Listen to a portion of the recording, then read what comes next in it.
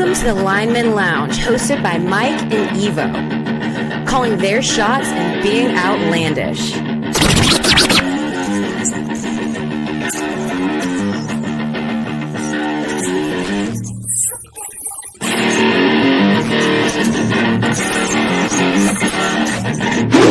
Breaking news from the Lineman Lounge. My fantasy football team just took a huge fucking hit. And that also makes it even more likely that the Raiders are going to beat the Ravens on Monday night. Le'Veon Bell is about to be your starter. Latavius Murray is going to go there as well. Jesus, fuck my ass. Get ready for the thickest podcast in the game. Coming to you from Hangar 6, where sleeves are optional. Strap in. The show starts right now. ¿Cómo están, bitches? This is the Lineman Lounge. I'm Mike. The man in the middle is my co-host, Evo, and the guy on our far right is the most positive man in all of Twitter. He dominates Brown's Twitter with positivity and poems alike. Our guy, Nick Karns. Nick, welcome to the show. Thanks for being on with us, man. Hey, you know what? That intro has me pumped up. I love it. Listening to you guys go. You're not kidding. This is a hard-hitting podcast, I can tell already, so I'm glad to be here. We're a little raw sometimes. Yeah, so a little excitable. We don't necessarily lube up when we start. Some would even say duct tape, sticky side out. Wow. Oh, right. that would just put that mental image in your brain there. It took a minute, and then I was like, okay, yeah. It's not gonna be fun, guys. Thank you for being on the show, and today's gonna be awesome. I'm very excited. We got a ton of shit to talk about. More news keeps coming out. We got golf continuing to go on. Rory looks fantastic. We're gonna get to that though. A lot of storylines around the NFL. A lot more retirements. A little later than kind of expected, I would say, for this time of the year. We got more deals going down in the NBA. Suns fans are probably happy, but also incredibly furious with the amount of money that's going on. And then we got guys in Major League Baseball turning down $440 million. So we've got a wild ass show today. But tell me how the weekend's going, guys. Getting it started. Evo, what you been up to? I know you guys been doing a lot of hiking recently.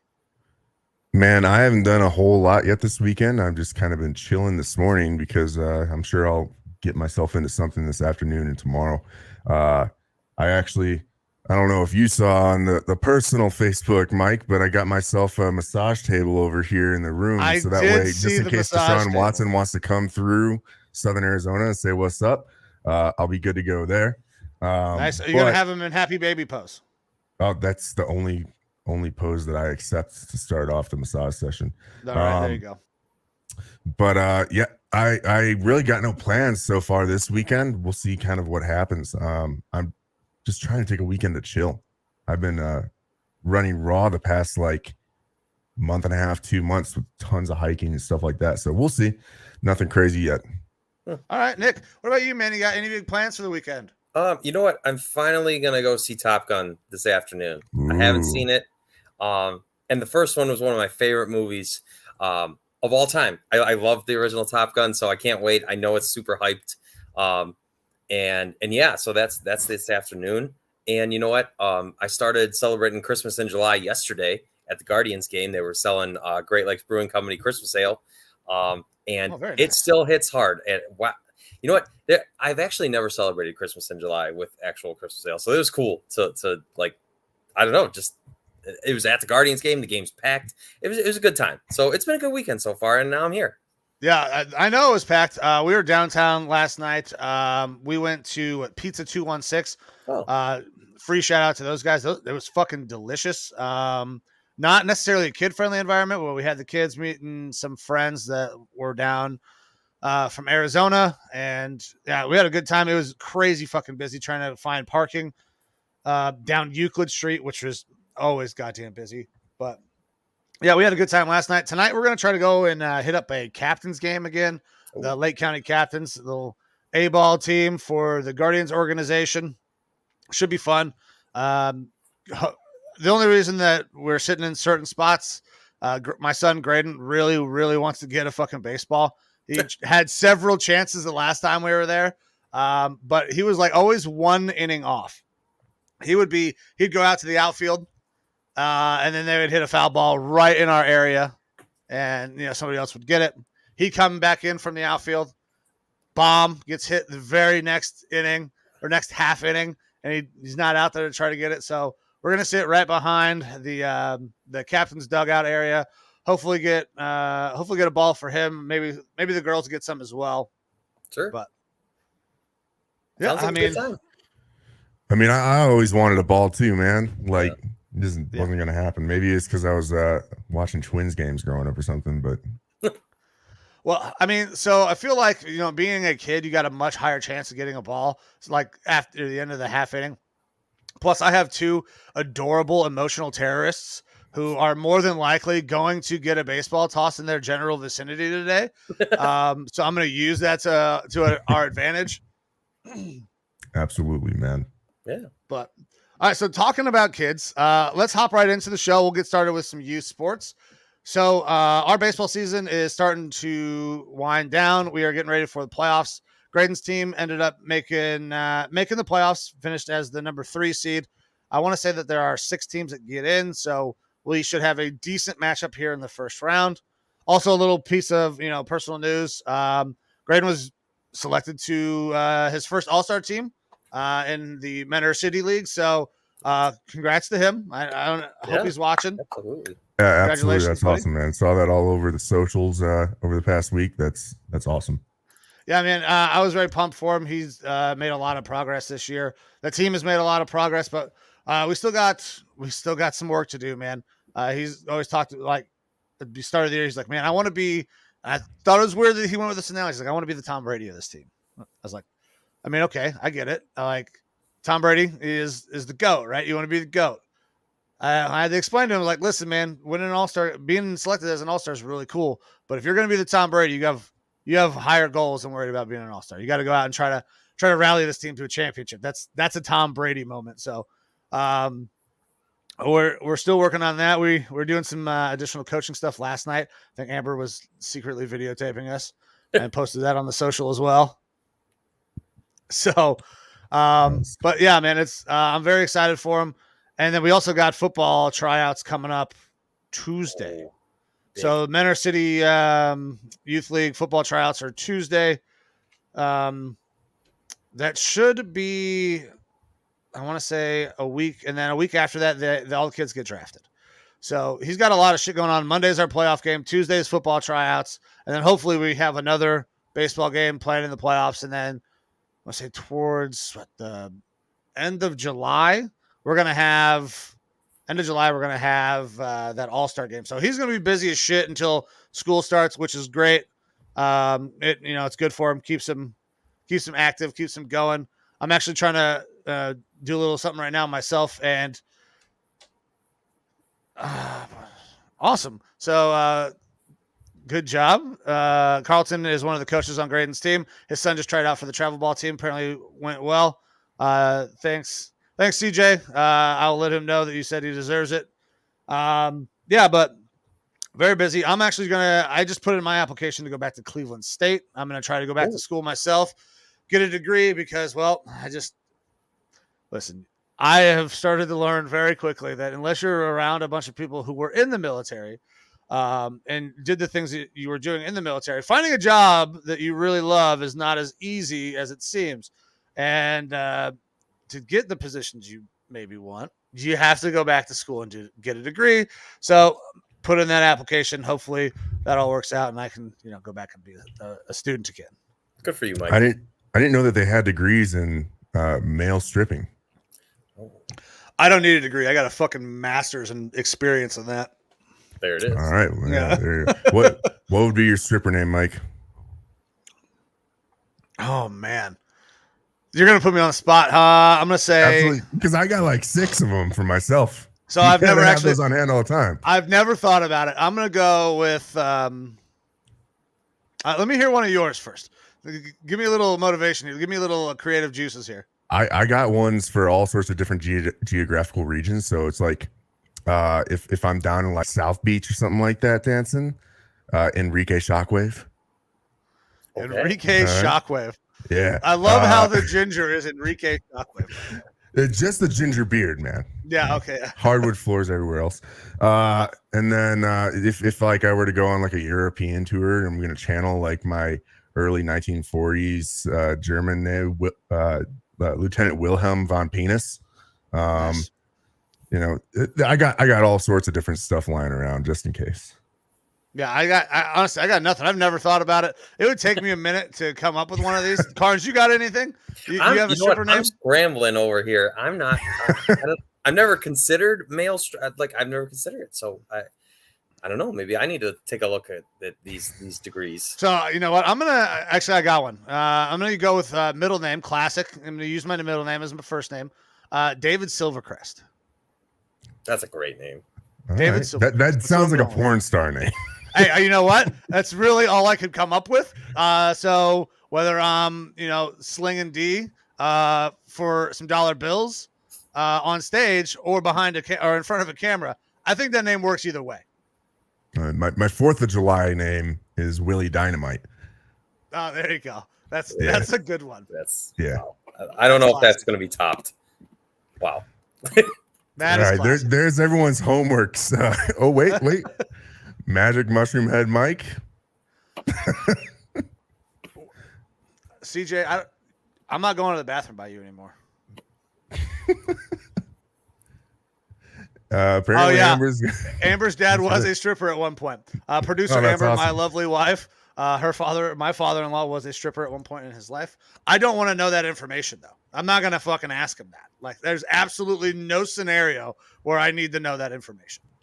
Perfect. Well, look, that's everyone's homework, I guess. Anyone watching? Yeah. Hey, drop your stripper names on the socials, and we'll got to come up with a hashtag. Yeah, for lounge sure. strippers.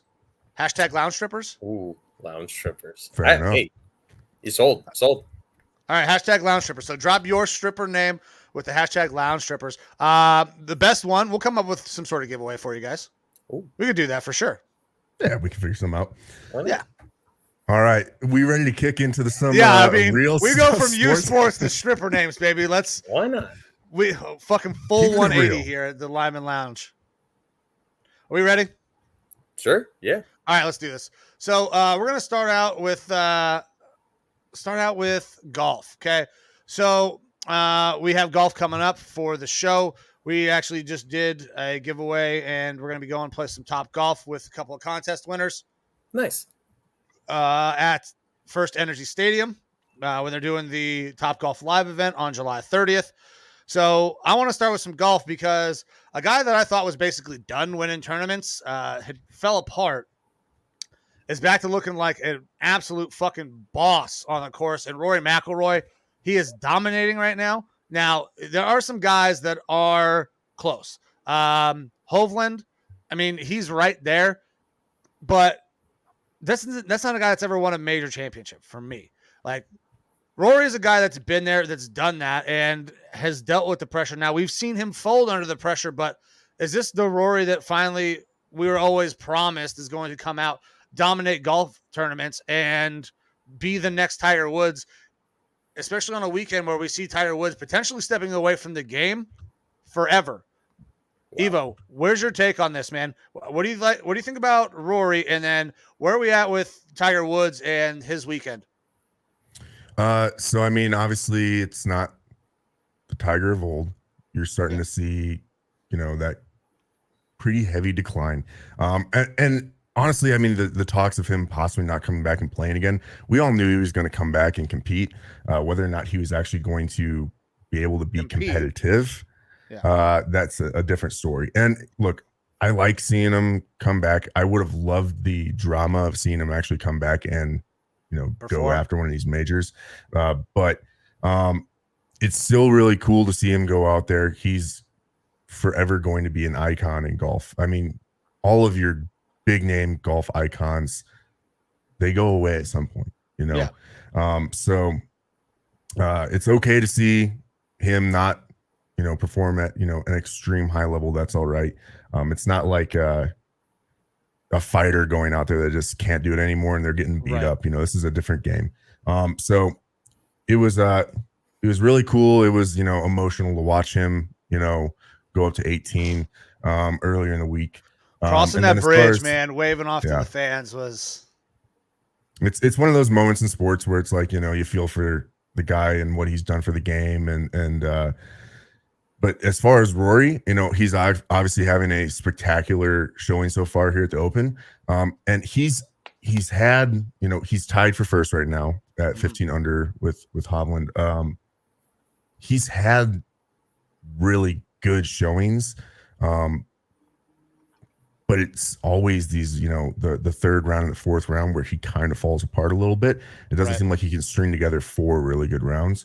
And so it'll be interesting to go see. play and live. Well, he obviously 3 rounds. He won't do that. I He's know. made that very clear. So I mean, I would like to see Rory take one home. I'm not convinced that he's going to do it though, because you still have some guys like a Cam Smith and Scotty Scheffler and stuff who are more the bigger up and coming names that have actually gone out and won big matches recently. They're right behind him. They're 11 under and 13 under. So I would expect those guys to still continue to have good showings. I'm not sure what the weather's like there today for round 3. None of those guys have actually gone out on the course yet. And round 4, I mean, the weather, that's the old course is a link style course. Yeah. And so it's long. very, very open, but there's a lot of, once you get past the regular rough, it is hella thick and it plays somewhat short because of how it's set up. With the rain, man, nothing is rolling, nothing's moving. So the rain and the wind. Yeah, it's insane. So that's what makes it difficult. It's fairly long. Now, guys are shooting well because the greens are slowed down a little bit. They're able to stick it. But and you're seeing some interesting play. The old course is really, really cool because you've got guys like Bryson's out there. There are live golfers there. Same way that live golfers were playing at the U.S. Open, they're being able to play here at the British Open. They like Bryson. I would watch a video of him earlier today. He's in order to cut holes short instead of having to take dogleg left or right. He's just shooting into other holes. He's going on the fairways of other holes in order to cut holes short. And that's because the guy's got a cannon of a driver. So it's interesting. We are seeing these really good scores. I would love to see Rory put it together because if PGA is going to keep its fan base, it's got to have some stars, and it will continue to maintain its stars. But Rory's one of those guys that he had an incredible early start to his career. He's kind of faded off, but stayed relevant since then. And it would be nice to see him get another big win to kind of continue his legacy and keep the eyes on the PGA. Because as much as we've talked in the recent weeks about live golf and how the PGA needs to fix itself to kind of continue having good viewership and whatnot, I don't want to see the PGA fail. I don't either, because there's not the same kind of feel with the live as there is with the PGA. Nick, go ahead, man. Well, there's a lot of history behind the PGA, right? And so I think the tradition is a big part of what gives it so much meaning. And so I personally, I mean, golf's not my biggest sport, but I know PGA. I don't know, whenever you turn on the events, it's always been that, right? And I just want to say about Tiger Woods real quick is something that I'm definitely experiencing now is all these athletes that it's like you grew up watching are starting to get near the end. It's super weird to see that whole generation, right? It doesn't matter across sports. Tiger Woods is one of them, but obviously Tom Brady just flirted with retiring, and Drew Brees is gone, and I mean Derek Jeter's a while ago, but it's there's this whole wave of guys. So to see Tiger Woods kind of trying to battle back, and yeah, maybe he's gonna be. I mean, that's what a career. I grew up watching Tiger Woods, and so it's very strange, but I'm not sure. I'm not as sure about Rory McIlroy. I think there's a lot of obviously he's been there before, so that makes me think he could, but it's going to be exciting to say the least. It's going to be exciting. So I'm happy whenever you put on that kind of and you have those storylines like you guys are referencing. That's fun. That's even to anybody who's maybe not the most hardcore golf fan. That will still that'll make me want to watch. You know what I'm saying? And so it's nice to see from that perspective. Yeah. So, like we were talking about, they need stars, right? The PGA needs stars because they're losing some of their biggest names in the Brooks Koepka and a Bryson DeChambeau. So they really need Rory to step up and kind of start to go out and prove that he's one of the best golfers in the world. Those top 20 guys need to have a little bit of fucking entertainment value with them because they are going to very quickly lose probably their biggest draw in Tiger Woods, right? We've all kind of talked about it, but Tiger Woods made the PGA what it is now. It's always been, the top tier of golf. Mm-hmm. It's always been, there's this mystique around the PGA, but the PGA wasn't something that you were going to that you were going to go turn on until Tiger showed up. When you get this 19-year-old kid going out and dominating tournaments, he completely changed the game of golf. It was always just kind of like that old man's game. Exactly. And as soon as you bring him in, and I mean, obviously because of his ethnical background and stuff like that, it brought in a completely different fan base. It made it exciting for a younger generation. Mm-hmm. For me as a kid watching him in the 90s and 2000s and stuff like that, it drew me into golf like I wouldn't have been pulled into golf had he not been there. I mean, I don't know that I'd be out there playing golf other than the fact that my father is a big fan. But if it wasn't for Tiger, I wouldn't have been watching golf on Sundays with my dad, or over the weekends with my dad. The same way, because it was exciting to have someone to root for like that. And as he transitions out, you don't have that same sort of star power. And I mean, I don't know, these are generational type players. You got Tiger Woods and Jack Nicklaus and Arnold Palmer and Ben Hogan and stuff like that. These are big names, and you aren't always going to have that. Right. But as that kind of goes away, you look towards a wider field of younger names and players and stuff like that are exciting to watch. And like you brought up, a lot of them are kind of making that jump over to live, which is already kind of more exciting to watch with the format that they have. Mm-hmm. So you need to have your Rorys, your Cam Smiths and stuff like that step up, people that are a little bit more exciting and young, to keep that viewer base there. Yeah, keep that younger crowd. Absolutely. They're not going to be on the same level as a Tiger or a Hogan or anything like that. But you need to have. Tiger's probably the greatest golfer of all time. I mean, I would say it's debatable, him and Jack, right? Tiger has more tournament wins. I think he has the most, or he's tied for the most at 70 or 71. It's at one of those two numbers. And then Jack obviously has more major tournaments, and like you could easily those two guys, right? But Tiger didn't only change the game by drawing in fans. He changed the way golfers trained and the way that they approached the game. Tiger was hitting absolute fucking nukes. People could not keep up with his game. He was working out. He's lifting. And that's not something that you saw from golfers. And now you got guys. Seals. Yeah. And now you got guys like Bryson DeChambeau putting down 20 fucking protein shakes a day so he can put on weight so he can hit these absolute nukes. Like, guys are training now, and we can thank Tiger Woods for that. Now, I don't think this will be the last time that we see Tiger. It may be one of the few times that we see him on this big of a stage, though. I don't know that he will ever win another tournament. I don't think he'll win another major to pull him a little closer to Jack, because I think he's at 14, Jack's at 16. But, I mean, there's not enough good things that you can say about Tiger Woods. Now, obviously, we know about some of the stories in the background, but what he did for the game of golf and making it honestly just a more inclusive thing for, kids like me. I couldn't imagine what it's like in a black community where they finally get to see this guy be great at this thing that was a predominantly old white man sport. Like, it was him going across the bridge, man. That's going to be one of those iconic images like that, because that's probably the last time he'll ever play at the old course unless he's out there just doing it for fun.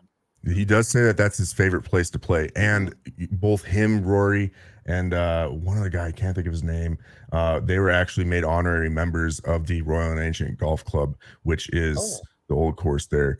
So that's almost like kind of a handing over the torch, I think, less to Tiger, but more to Rory at this point when you're getting accepted into the RNA, is a pretty big deal. So I think they're trying to kind of pass that torch along to a guy like Rory.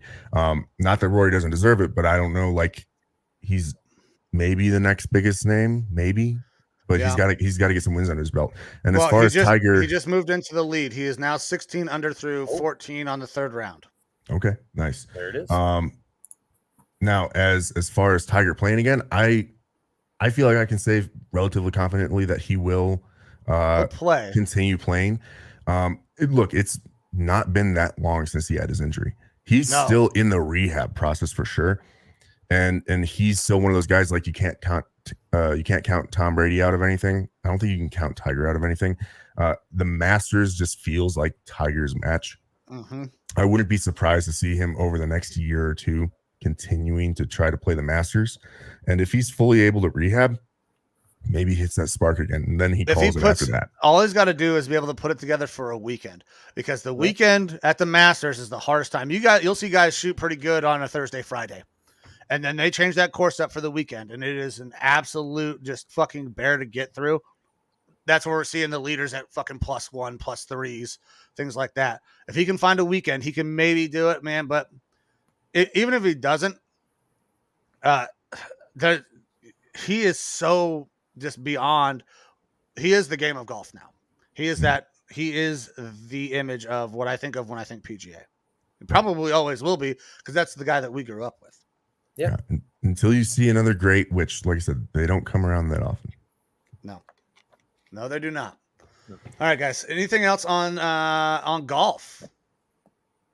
I got nothing. No? Okay, so we're going to slide over. We're going to talk about the NBA real quick, because it's not too many storylines, so it shouldn't be too much. Still no idea where KD is going. There's been a lot of rumors, a lot of talk about what the package is going to have to look like to get KD, and I don't think anybody's ponying up for that. I think the Suns are now out with the news that we got the other night with DeAndre Ayton signs a contract sheet to go to the Pacers. The Suns match. Biggest match ever for an NBA contract. And I mean, I don't know if Spicy Mike is in here. I'd like to get his take.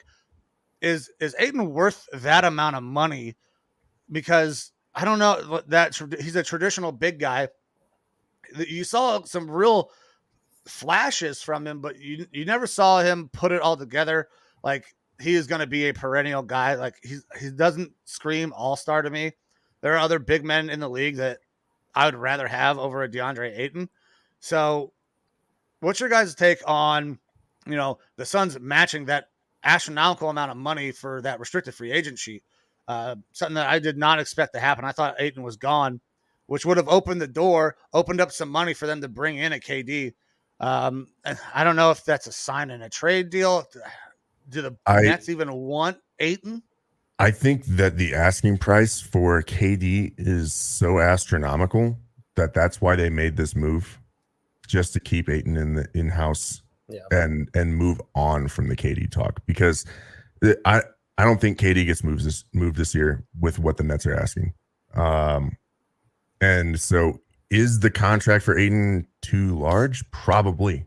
I mean, we're seeing that across all sports. You see that in the NFL with like Christian Kirk and stuff like that. Guys are getting paid way more than they're worth. But as salaries and stuff go up, we're going to start seeing players get paid more than they need to, so that teams can kind of keep guys around.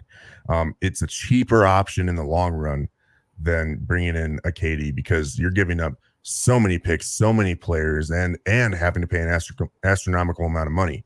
Now, Ayton is nowhere near the player that KD is, but I think you have to give up so much that your team ends up being worse off in the long run.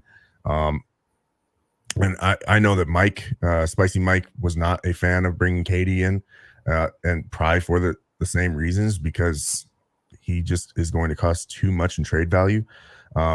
What I'm more interested to see, and I guess because I have a little bit more limited knowledge on this, I talked with some people at work about KD, and I was like, he's kind of been pushing for this trade. If it doesn't happen, is he going to sit or is he going to play? That everyone I talk to is convinced that he'll continue to play, that he's not the type of guy that's going to be a thorn in the side of the team to try to get himself moved. But I don't know. I get as more of just a passive fan of KD and respecting his game, but not really a KD fan.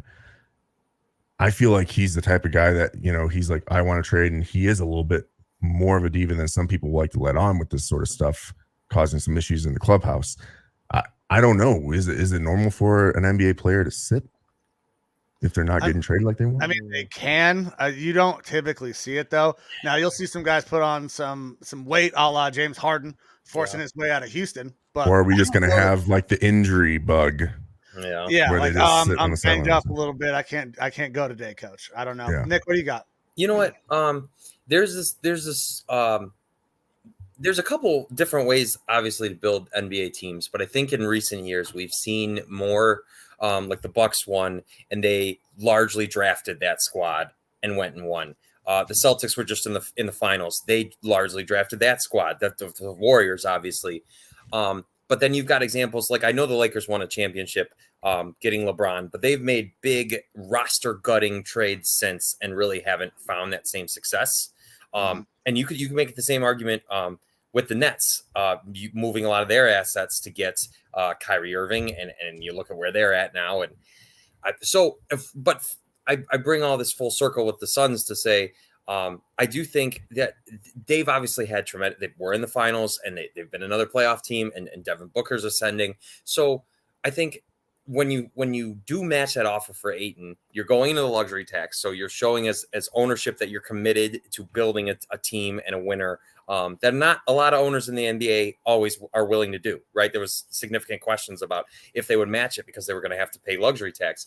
So, and like I have a lot of respect for Kevin Durant, but he's also 34 and has had a bunch of major injuries. Whereas you look at Ayton did have a couple good, like I remember one of the playoff games, he had like 21 rebounds and I think like 20 points. Like, so there's been flashes there, right?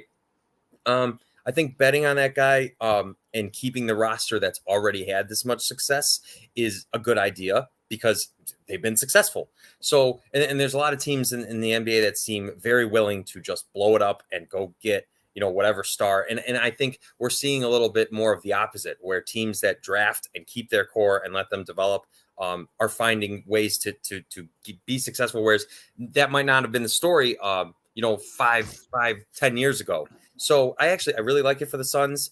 And I know maybe Ayton is overpaid, but when you keep the core together, I think that benefits them in the long term. Yeah, absolutely. So, I mean, I understand the whole building the concept. I'm a big draft your guys, develop your guys, keep your guys. And then if you can make a move, you make a move, but you don't mortgage the farm to pay for the milk, right? Because, I mean, don't get me wrong, Suns fans, they want a championship. They've been very, very close to a championship for quite some time, but they're not getting any younger, right? Booker is ascending, but CP3 is on the backside of his career. He is starting to go down a little bit.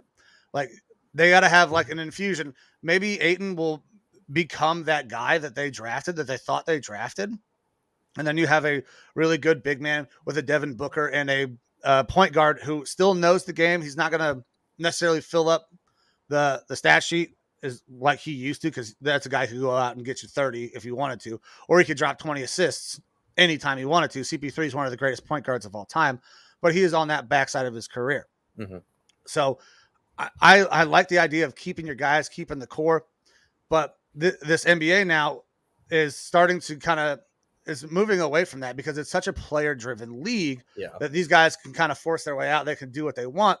We're also seeing this kind of same scenario play out with the Utah Jazz right now, who just made a massive play. They dump Gobert to Evo's Timberwolves, and now they're talking about getting rid of Mitchell. So it sounds like they're going in like a full-on rebuild, just accumulating a lot of picks, a lot of players. Some of those guys are probably going to get bought out who are in that trade, especially if they get a massive package for Mitchell, because you can't maintain all those guys. There's a lot of different ways to do this. The Suns need to make one move, but I don't know that KD is the right move. Ayton is overpaid, but there's got to be one move out there that they could find, a mid-level exemption, something to really give that team a spark that they are missing, because they are right there. They're on that cusp. I thought they were going to get that Bucks championship for the first couple games, and then Giannis did Giannis things and absolutely dominated. So it's going to be very interesting. The NBA is absolutely wild right now. A lot of guys moving around, and there's still a ton of big names that are out there because we're talking KD's probably he's trying to get traded. Yeah. We still don't know what the hell's going to happen with Kyrie. We know he can't get traded to Toronto. I promise you that. Well, did you see LeBron's participating in the Drew camp for the first time since 2011? I did. I feel like that's a little play to maybe work something there because Russell Westbrook, another name that also has unreconcilable differences with the Lakers, and they once out of that contract now, even though he opted in, but I'm sure he opted in because he's getting like $45 million. Yeah. It's like Andre Drummond, like he was always going to take that $28 million option with the Cavs because he was never getting that somewhere else. Correct. Like if I have a player option and I'm going to opt in for way more money than I'm worth on the open market, we're going to opt in. Yeah. I don't care if I don't like this team or not. Mm-hmm. So there's just a lot of different things that could happen. The NBA, none of these rosters are even close to being set. I got to watch a little bit of some summer league basketball last night. And I mean, it was the Thunder. I was really hoping to see a lot more Chet than what I got to see. I'm ready for that kid to just go absolute unicorn on everybody and be amazing. But I also worry that he's too little. He's too skinny for the NBA. But it is a different NBA than it used to be. He is by no means going to be another Giannis, even though he's got incredible range. Are you a Thunder fan, Mike? I am not a Thunder fan. I am a Cavs fan. Oh, okay. I was born in Akron, so I'm all Cleveland, Cavs, Guardians, Browns, and then Ohio State as well. Love it. So, Mike, I believe you want to talk a little bit about LeBron James and his comments concerning Brittany Griner. I did. So, like, LeBron's a really smart guy. Everybody in his circle are really smart people. Rich Paul is a genius. He's an incredible agent.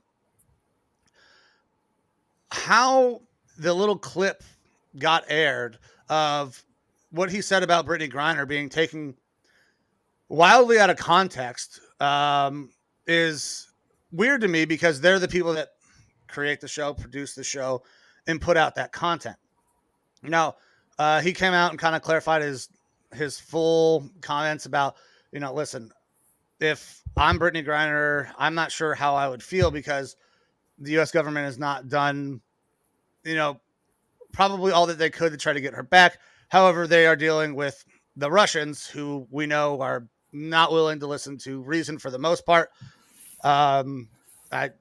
There's no hiding my disdain for basically all things Russian. Fuck the commies. But listen, I'm totally in favor of legalizing marijuana, THC. There's no problem there. Like, it's insane to me that it's still illegal the way it is. But I also understand, as somebody who was in the military and had gone into several other foreign countries, when you're in one of those foreign countries, you have to follow host nation laws, whether you agree with them or not. Do I think the fact that she's been in jail for like 90 days is asinine? Yes. Do I also understand that when you go to a different nation, you have to follow the host nation's laws?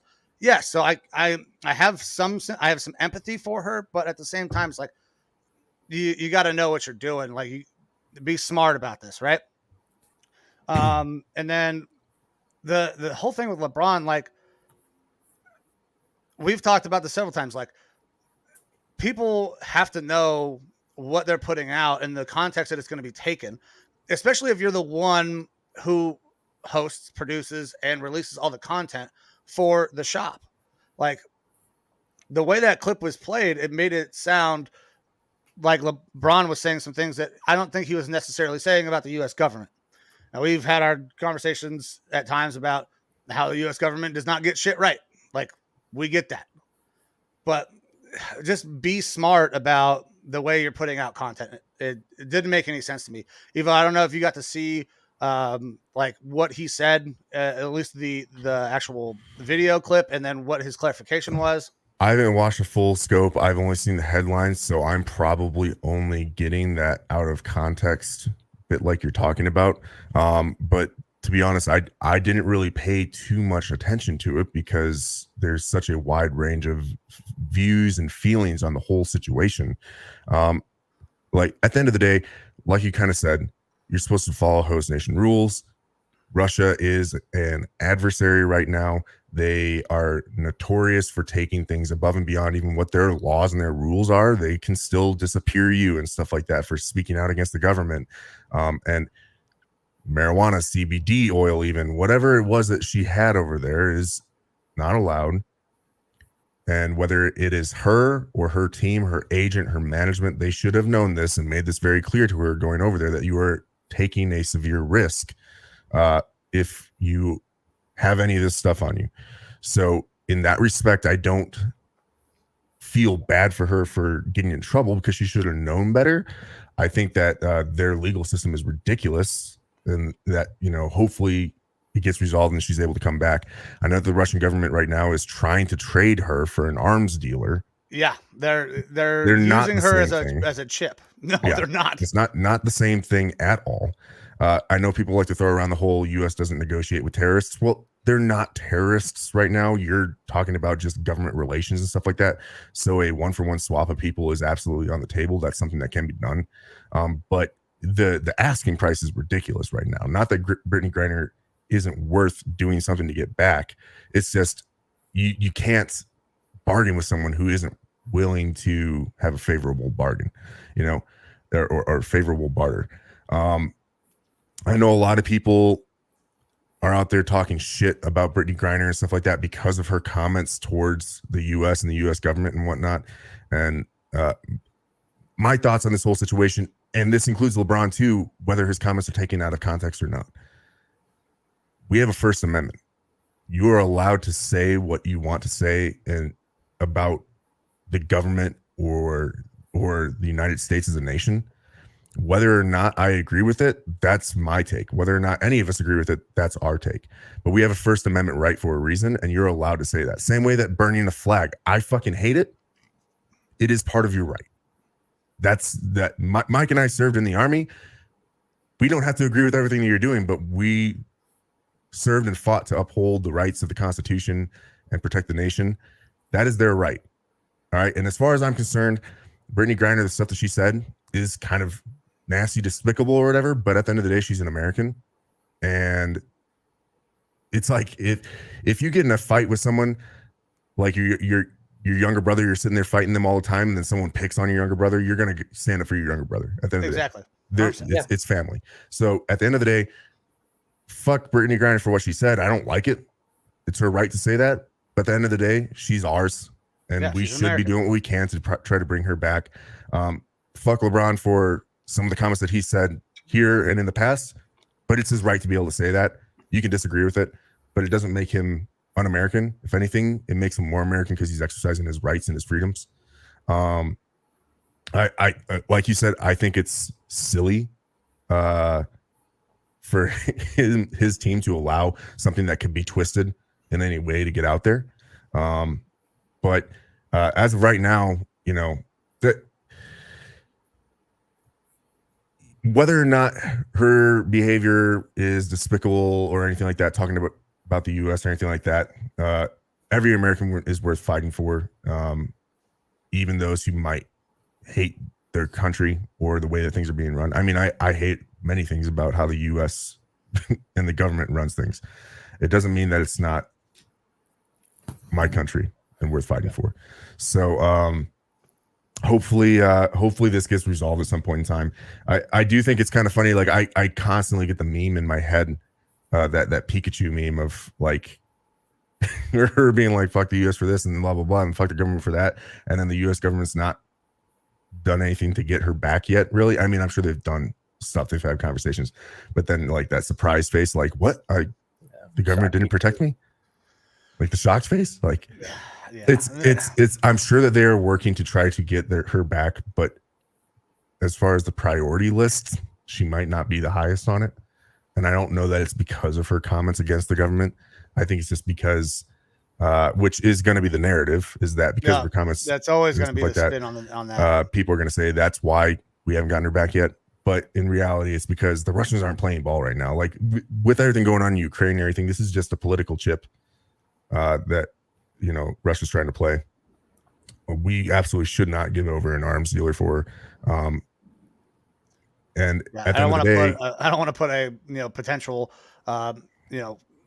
secondary mass murderer back over to the Russians. Yeah, but I mean, like I said, she made a mistake. When you make a mistake, you have to own up to it and pay the price. I think the price is ridiculous over there.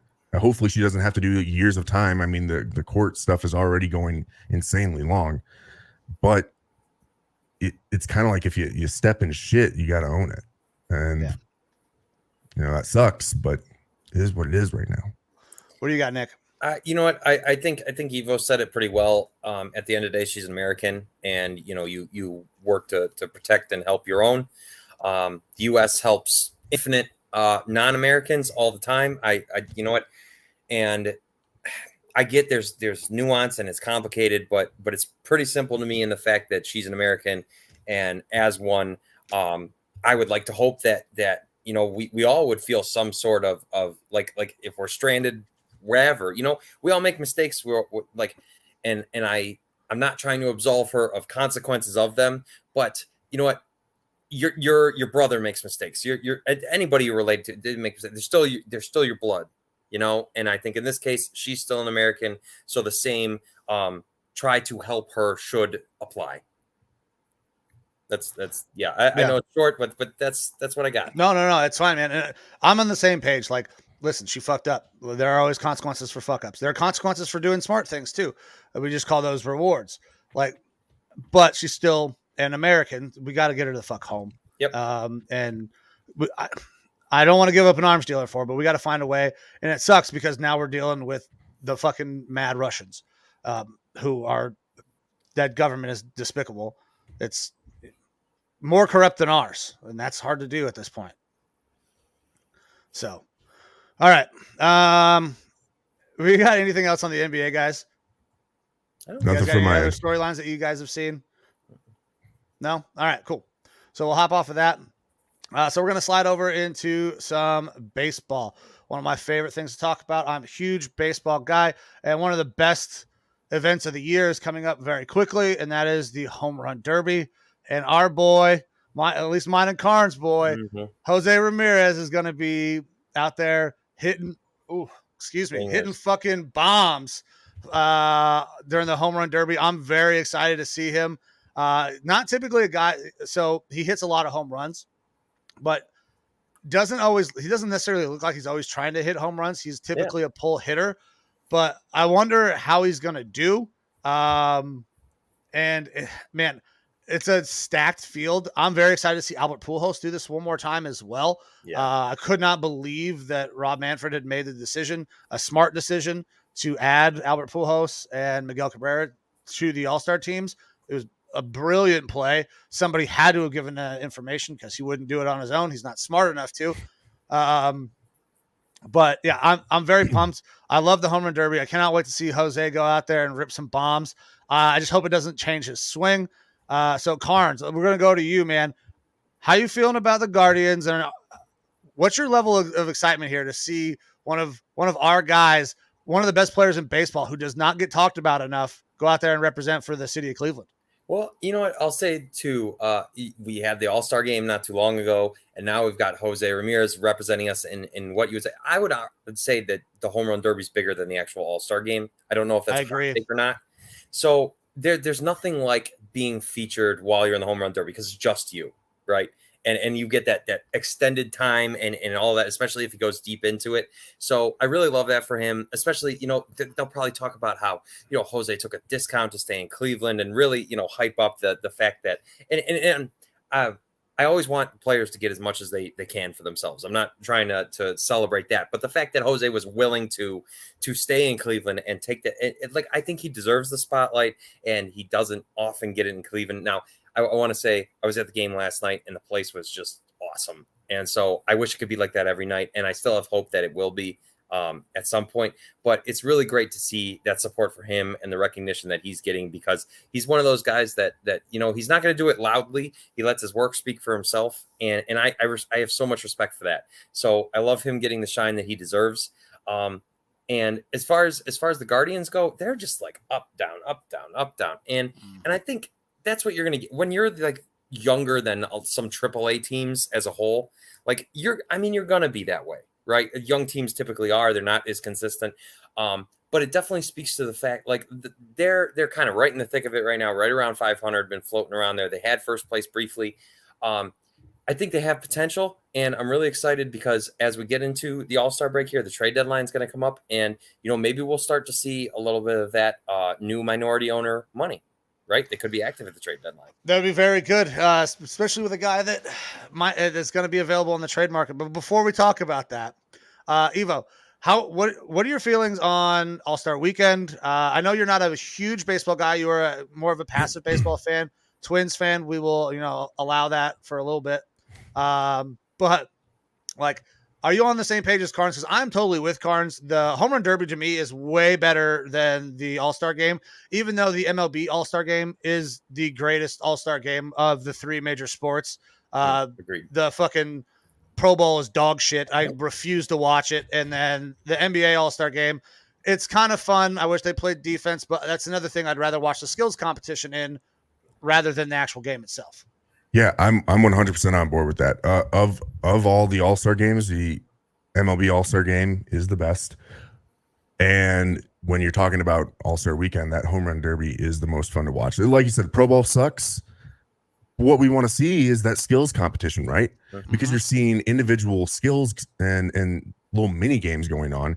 For the average or passive fan, that makes sense. You don't have to know football to know what's going on in those little drills. Same thing with the MLB All-Star game. You might not really know baseball as much, but you can kind of have an idea. Player hits ball, people in the field gets the ball and throw it around, if you don't know anything about baseball. But when it comes to the home run derby, that is as simple as it gets. Mm-hmm. Smack the fucking ball as hard and as long as you can and as many times as you can, right? So you have to know nothing about baseball in order to be able to enjoy that home run derby. And some of the most fun home run derbies were those back in the steroid era and stuff like that, where you're seeing, some crazy competition. I don't know that we're going to see that, but it's very fun to watch the home run derby because it is just a sheer showing of raw power, right? So it's a lot of fun to watch that. And like you brought up as well, Karns, we're seeing that trade deadline come up and stuff like that, because that's really what I'm excited for. I think my Twins are doing very well. They could be doing a lot better, and I think that revolves around some pitching. So hopefully we can go out and get some more pitching help. Though apparently they've been in talks with someone. I saw something early in the week about us being in the running for a slugger out there, but I'm really more worried about us getting some pitching help right now.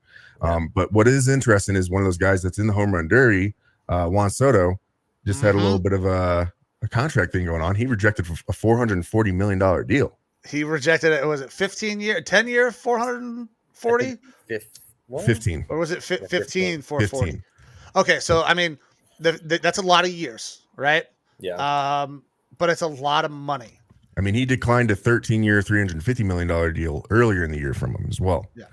So they're trying to stack on more. And I'm very excited for Juan Soto to probably move. They're going to listen to offers now. They were not going to listen to offers before. They said, no, we are keeping Juan Soto. We will find a way to get him fucking paid, right? Well, if 15 years, 440 ain't going to do it, I don't know what is. Now, maybe if you chop some years off and keep the money, give him more money per year. But we're Mike Trout territory, like in terms of contracts. Would have been one of the highest annual averages for a player. I mean, he was set to make $29.3 million a year, which would have been 15th among 2022 salaries. Yeah.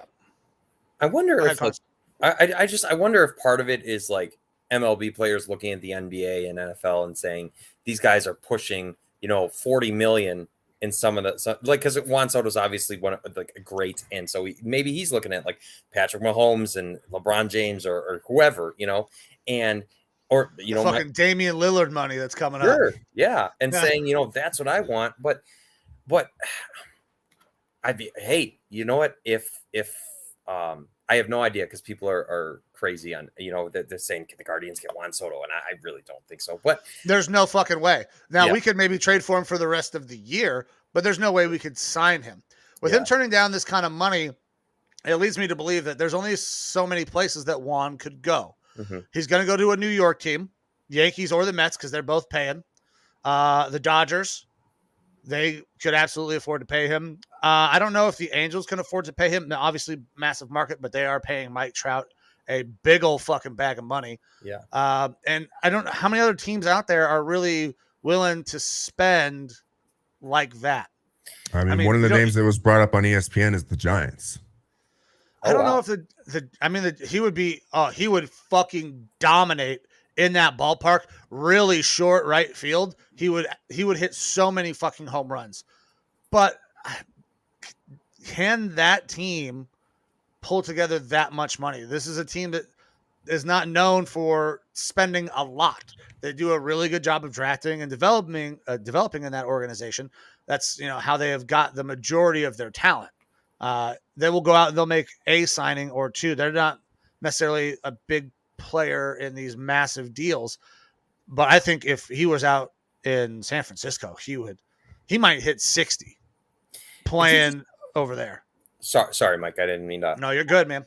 I just want to say that most of the time when these players get these 15-year deals, they're like later into their 20s. So you say, okay, well, maybe from a team's perspective, I could see why, because by the time they get to the end of their deals, they're like 37, 36, whatever. But yeah, once Juan Soto's 23 now, which I guess then technically he'll be in his late 30s by the time.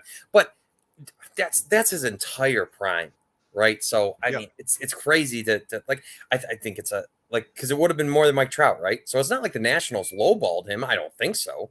No, God, no. I don't think so at all. Yeah, I mean, this is. I think more money in overall value than Mike Trout got. I think Mike Trout has higher per year because I think Trout's deal was only 12 years at like 420 or something like that. So it is a little bit more, per year, but Mike Trout is going to be one of the greatest position players of all time. And I don't know that Juan Soto is that guy. Juan Soto is an absolute menace at the plate. He is going to be probably an all-time slugger. He's going to hit 500 home runs. I would put money on that right now, that he would hit 500 home runs in his career, especially depending on where he goes. Mm-hmm.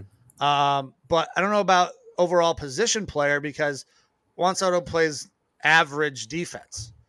So do you think this is purely a thing that he just doesn't want to play for the Nationals? I mean, I'm sure I really do. He's got his limit on money. I'm sure if they were to offer him something even more ridiculous, at some point in time, he's going to give him, be like, yeah, I can't turn that down reasonably. But they're already offering such an incredible amount for him to say no to that. He might be taking that less money somewhere else, but I think it's got to be just to go play with someone who's going to be more of a contender than the Nationals. Yeah, at least I think he wants out. I think he wants out of Washington. He's going to want to go, I'm assuming, to probably a big market where he can really be a brand because the man could absolutely make a killing in a massive market where this guy is hitting potentially 60 fucking home runs a year. I mean, if he goes to the Yankees, that's another right field that's incredibly short, like 315 to the corner. Uh-oh, we lost Karns. Oh no. All right. All right, well, I'm going to keep going. He could be an absolute star at one of these locations. And turning down that much money tells me that he wants to go and be a star somewhere. Like he just wants out of there.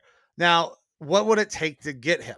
This is going to be a massive package of players and picks. You're going to have to give up so many prospects to get this guy. I don't know who has the farm system right now to be able to pull that off. So that's going to be very tough on like who actually has what it takes to pull Juan Soto in. I don't know. Now, I do know that the Guardians have 8 prospects in the MLB top 100. So Do we have the ammo to maybe get Washington to agree to trade him to us? Sure. Do we have the money to pay Juan Soto? Absolutely fucking not. We don't. Like, we just gave our guy, Jose Ramirez, who's been in the organization, 165, 195, just a massive amount of money. Karns said he will be right back. Perfect. I don't know what happened. All right, but good thing we didn't lose him entirely. So we're not going to be able to give Juan Soto his massive deal. We can't give him 15 years, 440. We can't give him 10 years, 300. Like, the Guardians have the ammo to go get him with 8 players in the top 100, but we can't fucking pay him unless, like Karns said, that new ownership money comes in, is like, hey, guess what? I'm about to make a big fucking splash, and we're going to go get Juan Soto. But Yeah. I don't know how many other teams have the juice to give the Nats what they want, because, like, I've seen report, this is going to be a Herschel Walker type deal. You're going to have to give up probably at least your top 5 prospects in your farm system to get this kid.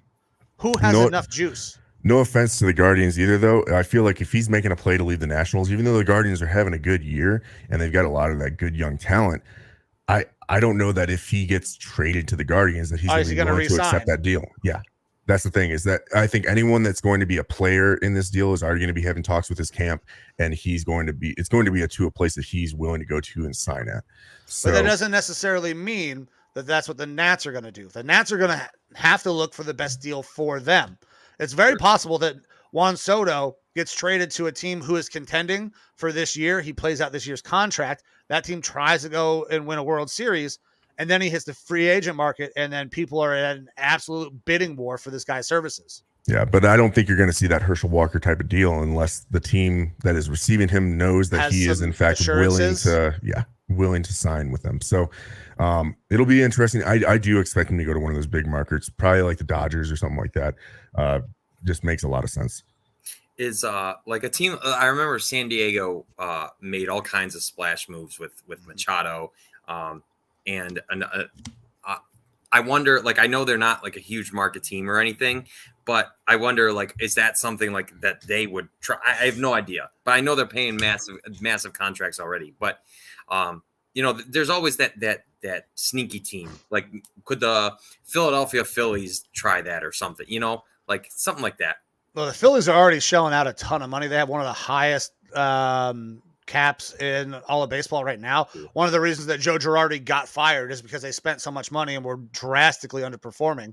So, I mean, it's going to be one of these teams that's already shelling out a bunch of money. If you sign Juan Soto, and because the Mets are right there at the luxury tax, or already over the luxury tax because they finally instituted that in Major League Baseball. The Yankees are going to be right there as well because they can't pay Juan Soto and Aaron Judge. And if they do, they are going to be so far over that luxury tax. It's unbelievable. The Dodgers are already over it. Anybody who's making this deal they have to know we're about to pay so much fucking money to him and in penalties for being over the tax that you have to win a World Series almost immediately, which makes me think it's going to have to be a team that organization truly believes is ready to win a World Series.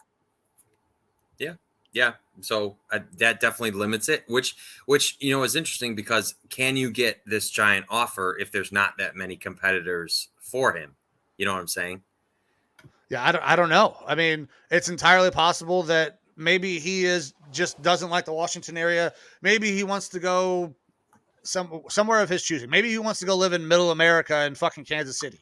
Like, I would hate that for the Guardians, having to deal with fucking Juan Soto all the time. Yeah. But I mean, I don't know where he would want to go that's going to be able to shell out the cash, especially in these huge market teams. The only team I could even remotely think of having a possibility here, and the Mets fans are going to hate this, is the Mets. But the only way it happens is if they trade DeGrom, who has already talked about possibly not coming back to the Mets.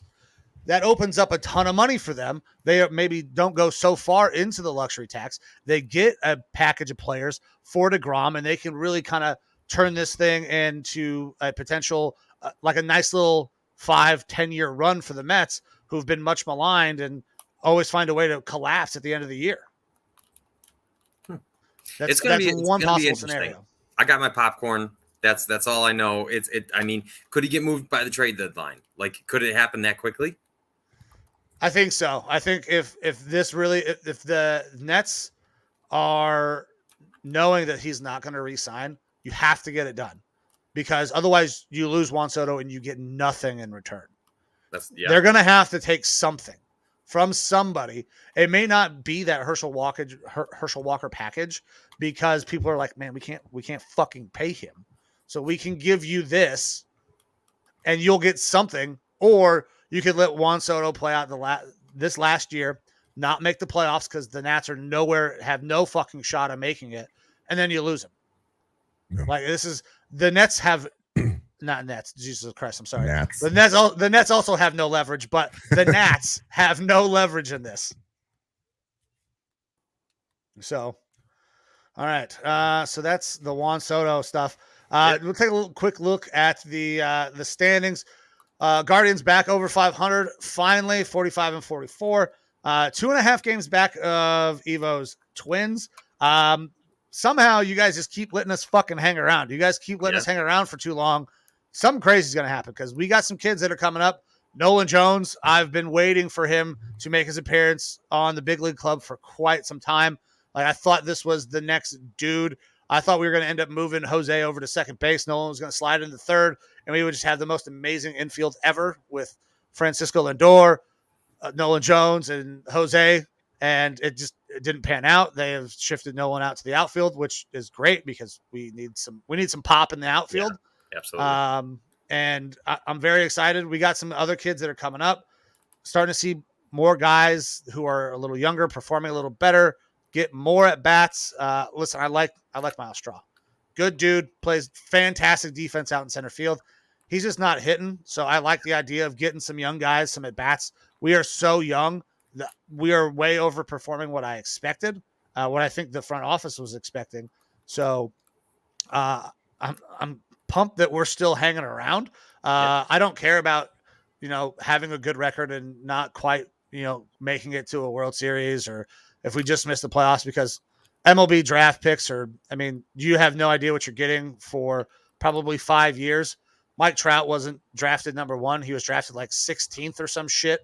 So that I'm not so worried about. Like, having a really good year makes people want to come in and play at your organization, even if it's small market, mid market. Like, that's good for this organization. And I hope you guys find a way, Evo, to not get that pitching help you drastically need, because I'm pretty sure DeGrom is going to be on the market here. I mean, look, like I said, I would like to see us get some pitching help, and I've said it before on the show. It's like I'm only passively hopeful because we normally aren't big players. I feel like everyone knows, including the front office, what needs to be done. So maybe that actually gets it to happen this year. We'll see. I don't know. But I mean, we're just so cherry ice on this baseball team. And sometimes we're hot, sometimes we're cold. We'll have a great game, and then there's a poop game. We just can't seem to put it all together consistently, which is why we aren't, more than 2.5 games ahead of you guys right now. Not to downplay the Guardians at all, because you guys are playing great baseball, for the team that we expected to see. It's just we're gonna continue to be almost a middling team, unless we can start to actually put everything together, which is going to make for exciting baseball here in the second half of the year. I mean, in the Central there, because we're going to have a real good competition going between our two teams. Absolutely are. And not only that, the fucking wild card race is absolutely heating up in the AL, because the Orioles are on like a 13-game win streak. I believe the Mariners are on like a 13-14 game win streak as well. The wild card race is as close as it's been all fucking season, because teams are getting hot at the absolute right time. Right now, we got the Rays and the Mariners as the teams in the wild card. The Blue Jays, the Red Sox, the Guardians, and the Orioles are out, and they're all actually, and you add in the White Sox as well, they're all within 2.5 games. So that AL is going to be very tight all the way down to the wire, it looks like, until I think after the trade deadline, we start to see what teams are players, who's trying to add and who's subtracting talent. Because for a while, it looked like the Orioles were going to be subtracting some talent. They were going to be trading Trey Mancini, a guy that I thought would be a really good fit with the Guardians. Now they're right in this thing. They have no reason to dump Mancini. So it's going to be a great baseball for the rest of the summer. I just hope the Guardians show us that they're willing to be aggressive, or at least buyers. You know what I'm saying? Like they don't have to break the bank and get the highest priced free agent, but you gotta make moves that help continue to push your young team to where you want to go. I think that's important. So fingers crossed, but either way, we're going to have a great show from Jose Ramirez and from, now All-Star starter Andres Jimenez. Yeah. Hell yes. Yeah. So it's going to be fun. It's going to be fun. All right. So we'll hop off of baseball here. Karns, I know you got to go in a little bit. You got a couple more minutes. How many you got? Like 10 more minutes for us? Yeah. I got like 10 more minutes for you. All right. Perfect. So we'll hop over into some of the NFL stuff. So some of the things that we wanted to talk about, I know this is kind of one of those stories that I'm excited for the guy, had a great career. Karns is very familiar with this guy as well. Mitchell Schwartz retires from the NFL, and he was amazing for our Cleveland Browns for quite some time. He was part of an absolute unit up front with Joe Thomas. We had Schwartz, Alex Mack. Yeah, I think Batonio may have been there for the last year that those guys were all together. Yeah. So like that, they were just unbelievable. It's a shame that we could not, put together a winning team with those guys that we had up front. Mm-hmm. But congratulations to him on a fantastic career. If I'm not mistaken, Mitchell Schwartz was a part of that Brian Hoyer team that like briefly was 7-4 and in first place. Yeah. Looked like they were going to make the playoffs, and then Alex Mack broke his leg. They went to Jacksonville, lost, and it was history. Yeah, that was it. And then it was shortly after it was money time. Yeah. Oh wow. Yeah, and then it all went down in fucking flames, as Browns fans are very used to. I just, what?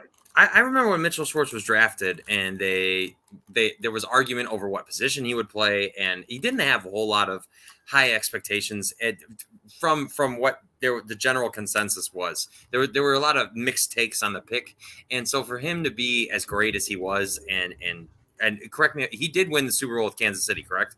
He did. Okay. So he got to the pinnacle. Good for him. Happy for him. I wish we could have kept him in Cleveland. I remember there was that whatever snafu with his contract and getting something in on time or whatever nonsense. I don't remember how the details, but I remember exactly what you're talking about now that you bring it up. So for him, I'm really glad to see that he went on and had success. And I wish him well. He was a great piece of that Cleveland team that previously before 2020 was like as great as I've really seen in a long time. So whatever bar that is certainly something. Yeah, it's not low, but we'll take it. But no, good luck to him. I'm glad to see. That's a hell of a career for him. Who, like I said, I'll never forget that about him. Is that people were really mixed on what they thought he would be, and for him to be as great as he was, that's awesome. Absolutely. Evo, you got anything? Yeah, I mean, Schwartz always an outstanding offensive lineman in the NFL. The better of the Schwartz brothers. He had his brother Jeff Schwartz, or however you want to say it. But Fancy Jeff. Fancy Jeff. Who, as far as I'm concerned, he can go fuck himself because he had bad things to say about the Vikings for his 1 year that he was there. But yeah, great career, solid offensive lineman. This is the Lineman Lounge. We like our linemen. We like guys who are just kind of the set it and forget it awesome linemen out there. So congrats to him on a awesome career. And now he gets to go rest. He's, I believe, 33 years old. So he's got, the rest of his life ahead of him. I'm 33. So thinking like, hey, I get to retire right now would be fucking awesome. Yeah. Hell yeah. And having all that money sitting in your pocket. So congrats to him. In addition to him, we had another retirement, McCourty. Yeah. McCourty, was Jason, right? Or was it Devin? Which one was it? Jason.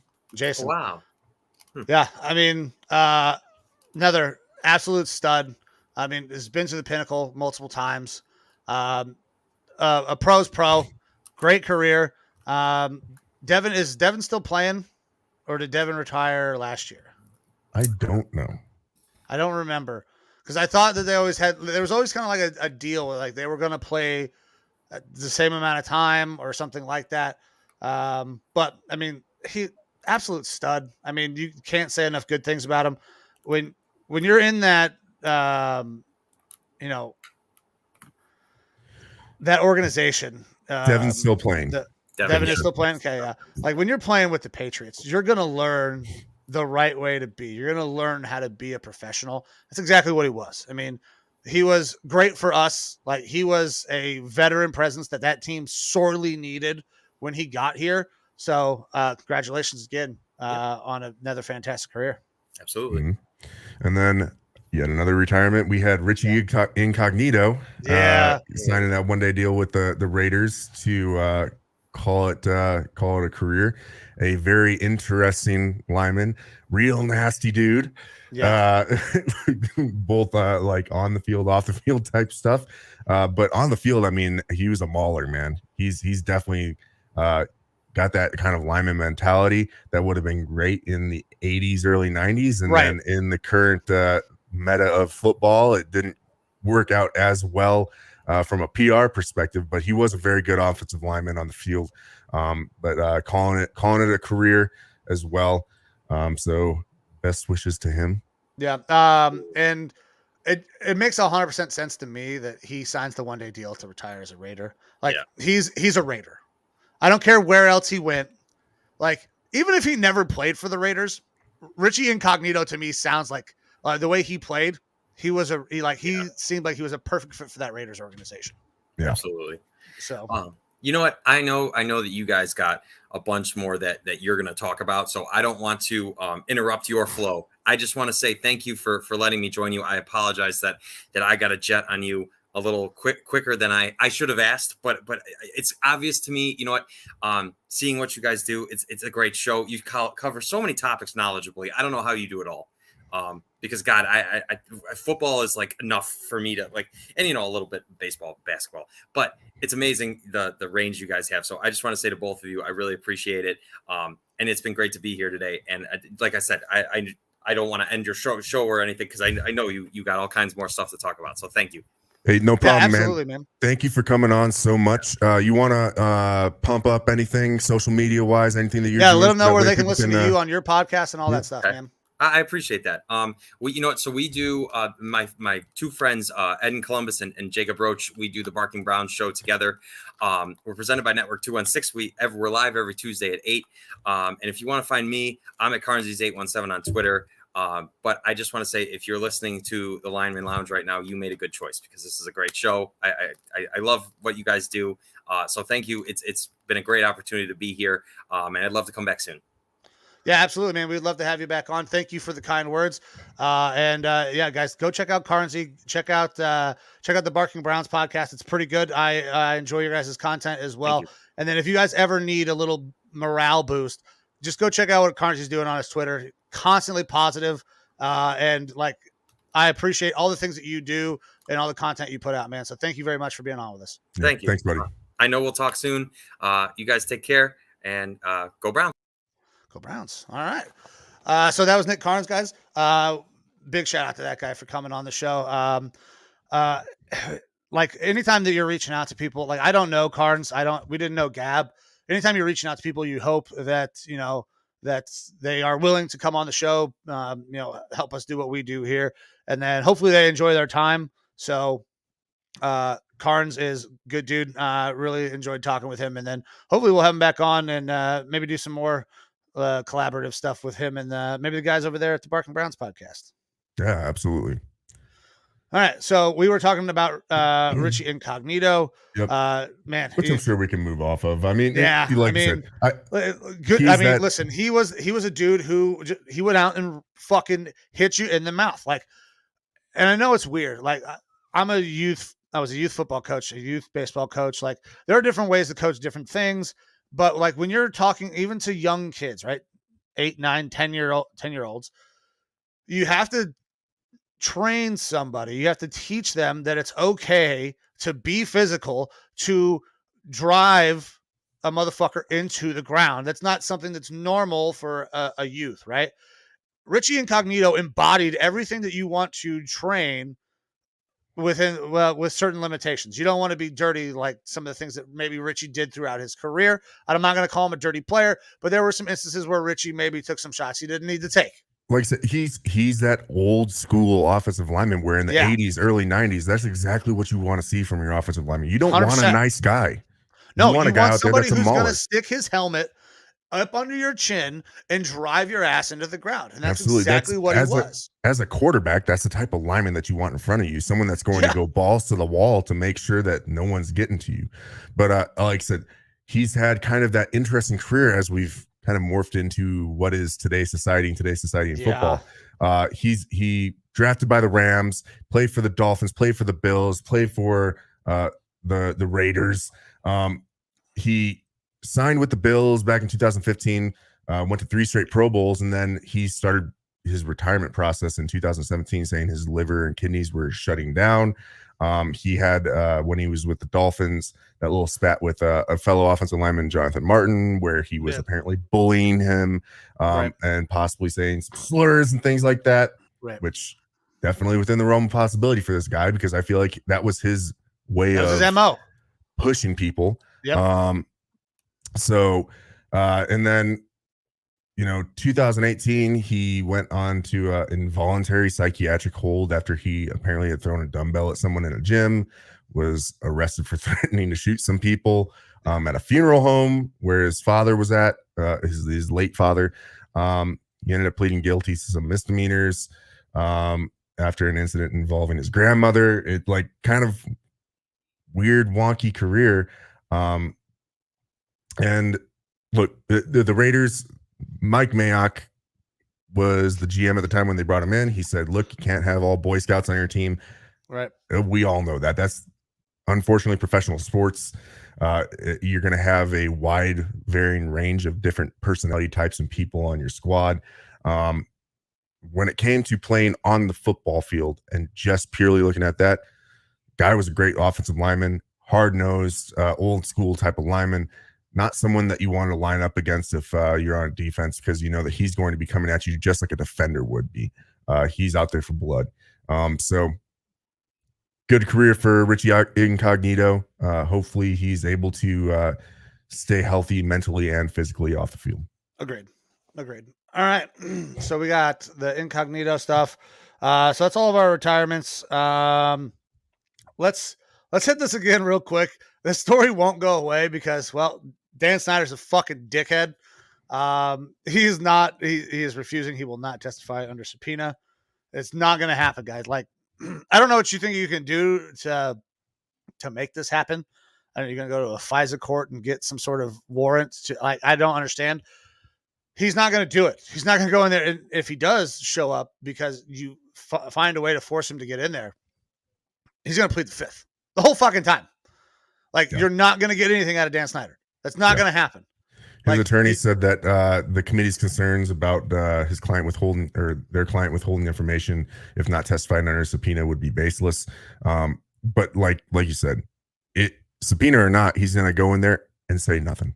No, he's going to say a fucking thing. He's not going to play ball.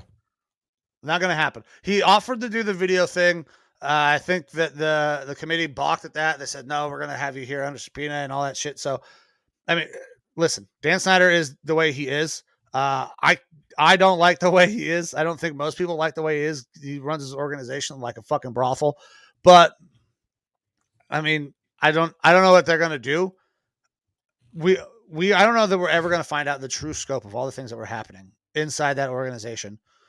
Unless, there's some sort of weird tell-all book, because he's just going to plead the fifth. That's what's going to happen. I don't know what else we could say about it, but I think it's funny that this story continues to just keep fucking popping up because they're like, oh no, we're going to get him. And Snyder's like, nah, you're fucking not. Not playing your little fuck games. But so right, go ahead. You want to get into more local stuff there with the Browns, kind of? Did something just happen? No. Not that I know of. Oh. Not that I'm seeing currently. But concerning stuff revolving your quarterback situation. Yeah. So yeah, the Texans have settled all 30 of their lawsuits against them made by the accusers of Deshaun Watson, saying that they enabled his behavior. And this was always going to be the outcome. There was no other way this was going to go. The Texans were going to have to settle. There's a reason that these things are going to be confidential as well. They're not going to say how much they had to pay out because, well, both sides want it confidential. So if they pay out a little bit, then that means that they probably didn't have that great of a case. But the Texans want this to go the fuck away. They need it to go the fuck away. There's no way they were going to 30 lawsuits. They were not going to go deal with 30 different lawsuits. Same way Deshaun Watson was not going to show up for 30 different fucking civil cases. That's why he had to settle.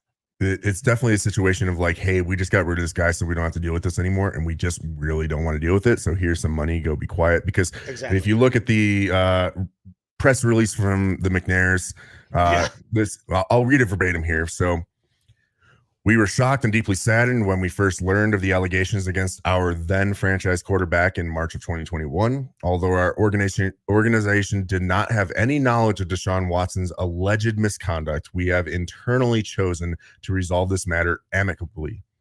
This is not an admission of any wrongdoing, but instead a clear stand against any form of sexual assault and misconduct. We hope that today's resolution will provide some form of closure to the parties involved, our fans, and the Houston community at large. As an organization, we will now turn our focus to the future and doing what we can to ensure respect for all. And to me, I mean, they obviously have to say something. Right, they have to. Paying money is not an admission of guilt, but it is not. Also, it's absolutely not an admission of guilt. Settling is not an admission of guilt, but the fact that they felt the need to toss that in there is very curious to me. It is definitely like, I wish I had that sort of money to just throw it around and make all my problems go away, and that's probably what they're doing here. But I mean, it'll be interesting. I'm sure there will be leaks somewhere here or there about how much money they were paying out to the accusers. Right. If they were paying out, if they had to pay out a lot of money, then that implicates that there was some sort of admission of guilt. If they paid out a small amount of money, then the attorney's like, okay, well, we don't want to disclose this because it seems like maybe we were just going after them for some extra cash. So there's no way that it was going to get out. That nobody wanted that to get out there. True. What I think will be interesting now is, does this prompt the NFL anymore to possibly go after the Texans for anything? I don't know. I mean, based on the conduct policy and the things that we have seen floated around about how what's good for the goose should be good for the gander, like they should, right? If they're going after Deshaun Watson. I mean, it's a bad look, right? We'll see. So earlier this week, all of like the closing statement type stuff was sent into the NFL concerning Deshaun Watson. I'm sure that their investigators have looked into all of these claims concerning the Houston Texans as well. If anything came for that, I mean, fines aren't off the table and draft picks aren't off the table for the Texans. Right. So it's interesting. Do they have any of those left? Or are they starting to get some of those back after fucking Bill O'Brien destroyed that team? I'm sure they got some of them left from the Browns. Yeah, that's right. Yeah, the Browns just gave them a whole bunch. That's right. Like all of them. Yeah, I forgot. We gave our entire future away for a guy who may not play.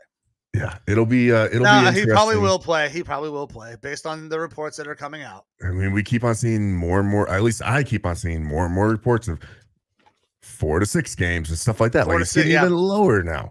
Yeah. It's going the opposite direction of the way that we thought that it would go. When we said that the year suspension was probably coming, like that was as bad as the PR has probably ever been for the NFL, is when that was going on. Things are starting to turn around. The case that the NFL put against him apparently was atrocious.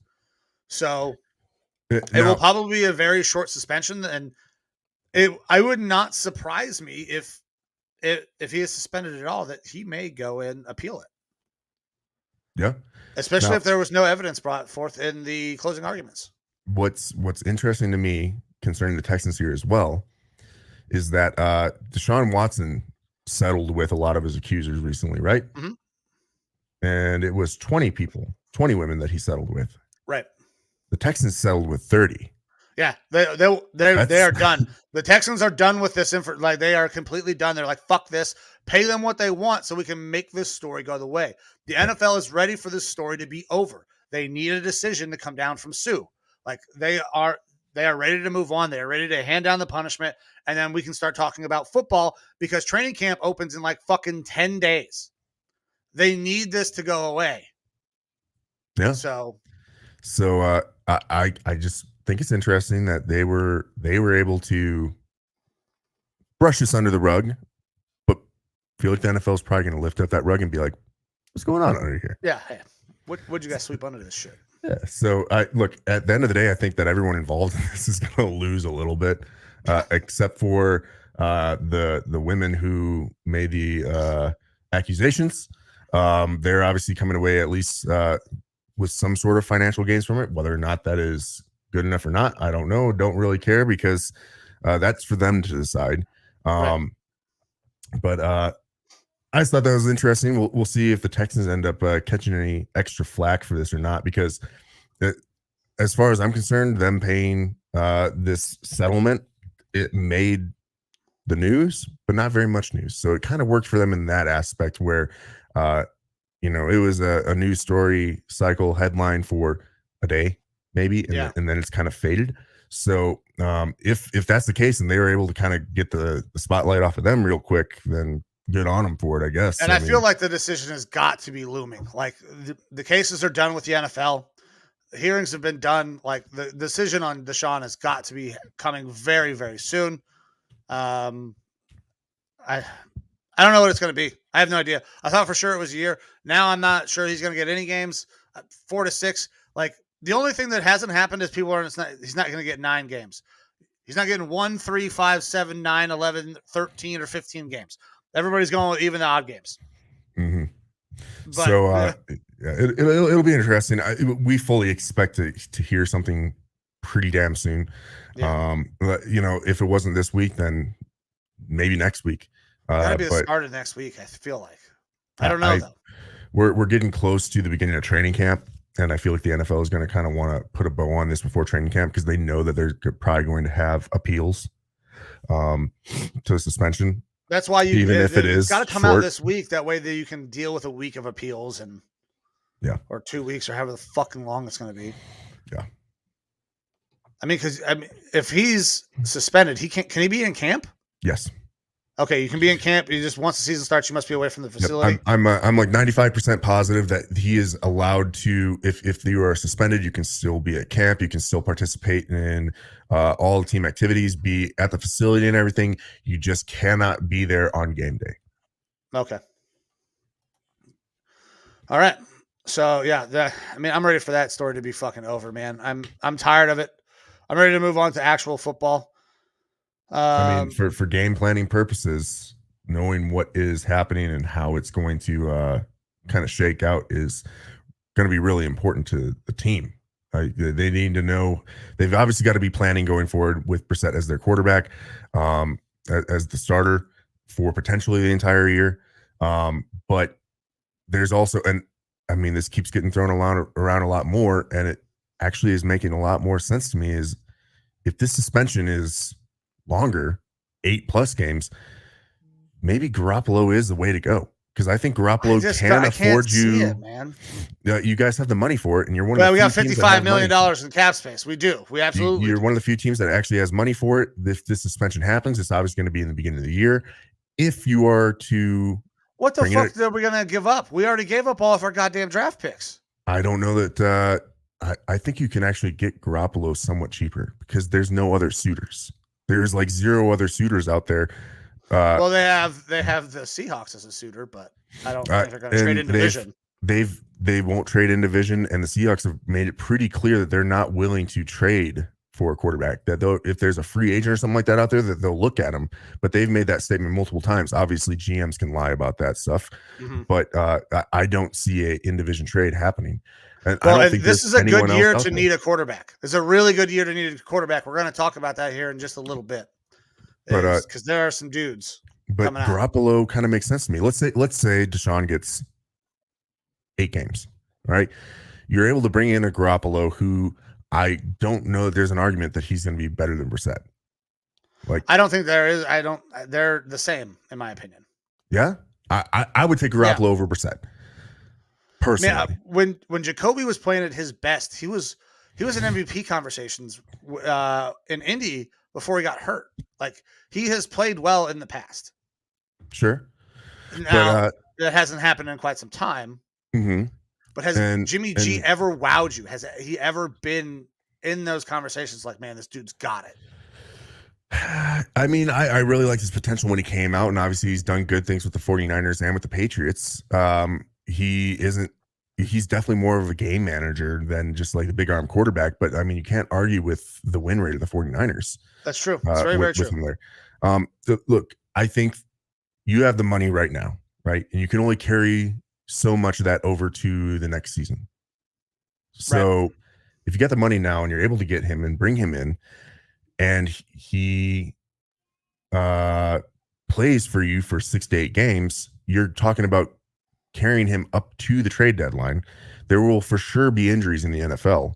Yeah, there'll be a suitor if he comes out and plays well for us, for sure. He comes out there, he plays at least decent for you guys. If he plays 500 ball, like... just saw this pop up here. Yeah, fuck Jesus Christ. Stripper names, Dr. Darren or Dr. Feelgood.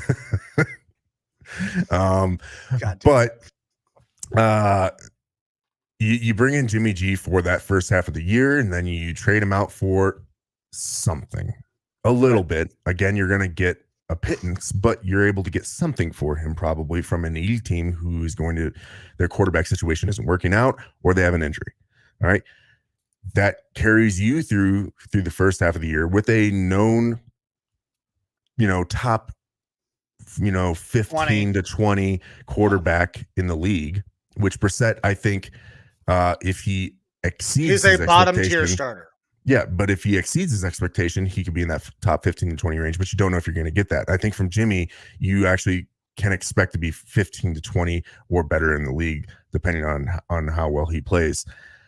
That keeps your team competitive for the first half of the year, and then you put Deshaun Watson in for the last half of the year if you're getting 8 games or something like that out of him. And if not, then you've at least got Brissett and Garoppolo, 2 solid options. Let's say that Deshaun's out for the entire year with the suspension. At least you've got 2 solid options that can possibly keep you competitive through that entirety of the year. I mean, so I don't get me wrong. I understand the logic. I just don't see how they could. If they do that, that is a massive more draft picks. That is a massive admission of a mistake inside the front office. If they have to do that, and are they willing to be like, you know what, we kind of fucked up? I think everyone knows. I think the front office knows, and I think that they know that they are going to immediately go from having a very good team and everyone applauding what they've been doing to being on the hot seat. We've talked about this, that GM could be out real quick. He's one of the best GMs in all of the league, and this decision could really hurt that legacy, because if this suspension comes down and it is a bad one, like, people are gonna be like, "What the fuck, man?" We've talked about this though with like the Panthers and Matt Rule and stuff like that. Like, how do you draft? Do you draft like for a win now, or do you draft for the future of this team? It might be a situation where you bring in a Garoppolo for a win now to try to save face as much as possible, because you might not have another chance if this goes sour. So if you bring in a guy like Garoppolo, that could secure your future versus not bringing him in. And if this Deshaun stuff goes really bad, then you could be out the door. So I could see them being willing to make that move, because right now they've got the money to spend. They got to do something to make sure that they have starting quality play at quarterback going out there. If and when this Deshaun Watson deal comes down, this suspension, if it is 8 games or more, I think that you guys absolutely could pull the trigger on going after Garoppolo, even if it does mean mortgaging your future even more in draft picks, because already done it, man. Your GM doesn't know if they have a future. Yeah, that's true. Yeah, because if this really does go sideways and Deshaun, if something like is possibly comes out that is career ending, this goes down as the worst deal of all time, Andrew Berry is immediately fired. Now, I hope that doesn't happen, because I can't live through another fucking decade of just mired in, sub mediocrity, like, especially when you have a coach of the year, a future Hall of Famer at defensive end and possible defensive player of the year this year, when you have the best young GM in all of football. Like, that, to me, that would be fucking soul crushing. Now, I'm not going anywhere. There will still be a Nick Chubb jersey hanging up back there, but I just can't fucking do it, man. I don't know what's going to happen, but we need a decision. So my mental state on the Browns I at least know where the fuck we're going. I hate being in this limbo. And that's why I said I think they have to get this Deshaun Watson deal moving as quick as possible, because then that's going to have these secondary and tertiary effects, such as, are you going to go after a Garoppolo? Are you going to stick with Brissett? What is going to be the game plan? I'm sure that they've got contingencies set up right now for whatever is going to happen there in the Browns headquarters. And I have started to move a little bit more onto the idea that Garoppolo could be in play for that team. Okay. And honestly, look, I'm trying my best to put myself in your situation, and I don't like Garoppolo. I don't like Garoppolo long term. Like, I wouldn't want him on my Vikings as a long term solution. But I can think of a lot worse guys, and I would feel more comfortable with him than Brissett personally. Yeah. Okay. I mean, I get that. And I mean, he went out there and beat the fucking Packers in the playoffs. Who? Yeah. I love that shit. Of course, that was coming. So, yeah, fuck yeah. Go for it. All right. So we're still going to stay with football, but not at all football related. Something that I'm very excited to see. Be interesting. Adrian Peterson is going to box Le'Veon Bell. Who you got? Oh, I got to go with my boy AP. I think I'm going with your boy. He's a fucking physical freak. Fucking freak. Yeah, absolute freak. And look, Le'Veon has said that he's no longer focusing on football, doesn't plan on playing this year. He just wants to focus on his boxing career. AP said, yeah, I still want to play this year, but he's going to do this boxing match. I don't know. So who is probably in more shape right now is AP. I mean, almost certainly. He's never stops working out. Yeah, I have no doubt that either of these guys are going to be in good physical shape. I just have no idea if either of them have any sort of boxing background, what their training has really looked like. If Le'Veon is truly focusing on boxing, then he might have better technique and stuff like that. But we've also seen like the celebrity boxing, or we've seen professional athletes transition into boxing and stuff like that, and how that's worked out. For me, I have to just go. They end up unconscious by the hands of Jake Paul. Yeah, but for me, AP is just such a physical specimen that I believe that you can put him in most sports and he's going to find a way to be competitive. And I wouldn't want to meet any haymakers from AP. Like, if I had to choose between am I getting punched by AP or Le'Veon Bell, I'm going with AP. I want to get punched by Le'Veon Bell. I'd rather be punched by Le'Veon Bell than AP. Because I know what AP is, a fucking physical freak. He always has been. Yeah. So it'll be interesting to see this go down. 100% going to pay for it. 100% paying for it as well, because I pay for all of my pay-per-views, especially the UFC. Love you, Dana. But yeah, that's going to be interesting to see, man. This celebrity boxing thing, I remember, like, was it early 2000s, maybe late 90s, when this was kind of a thing where they would have these celebrity boxing. It was celebrity on celebrity, like people who had beefs with each other. Mm-hmm. And now it's just people are doing it because, well, you can get paid a lot of fucking money for it. I like it, man. It's entertainment. Yeah, so I'm here for it. Yeah, it's something to break up the off season a little bit. Yes. Now, will AP actually play in the NFL this year? I don't think so. I don't think so either. I think he's probably done, which sucks. I mean, I was really hoping that he would get a little higher on that list for the leading rushers.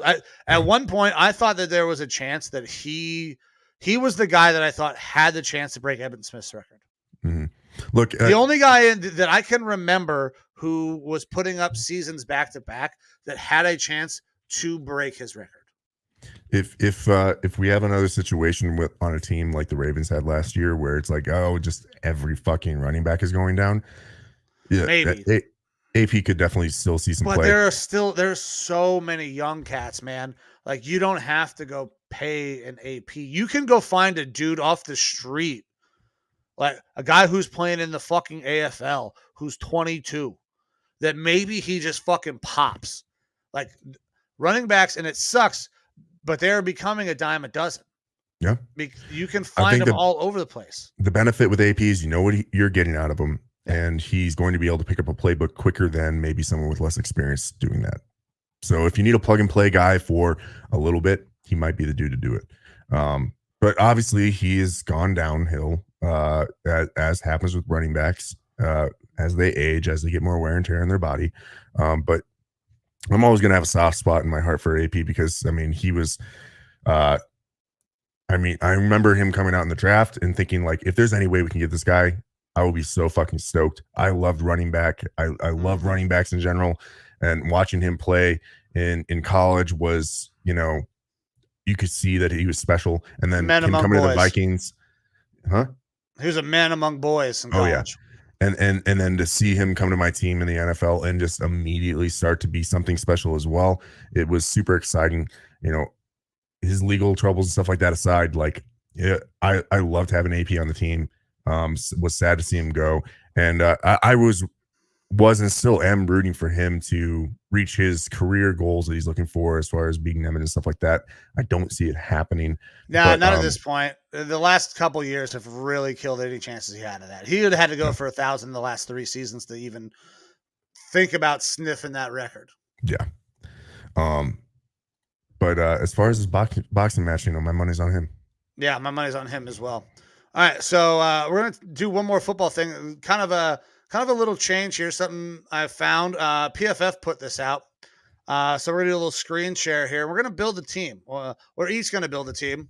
Because the next thing I'm gonna show you from PFF really kind of annoys the shit out of me. So I'm gonna go with the one that I really like before I show you the one that's just asinine. Okay. All right, let's see here. Hopefully that's the right one. Yep, that is it. All right. So we're going to build a team. You got $10. You got to pick a quarterback, running back, wide receiver, and a tight end. I already know what mine is, so I will I'll give you a minute here to take a look and see where you go.